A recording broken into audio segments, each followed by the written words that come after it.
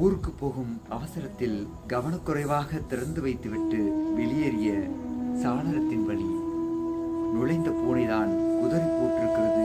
குளிரூட்டியின் பின்னிருந்த புறா குஞ்சுகள். வீடு திரும்பியவன் பதறி அடித்து அழுகிறேன். இறைக்கு கிளம்பிய தாய்ப்பறவை திரும்பும் முன்பு குருதி வடிந்த கூட்டை அவசரமாக அப்புறப்படுத்துகிறேன். செந்நிற வண்ணம் கண்களில் ஏற நீண்ட களியுடன் தேடுகிறேன் அப்பூனையை. வரன்மேல் அமர்ந்திருந்த பூனை மற்றும் அதன் 3 குட்டிகளின் கண்களில் அப்பியிருந்த 2 நாளைய பசி.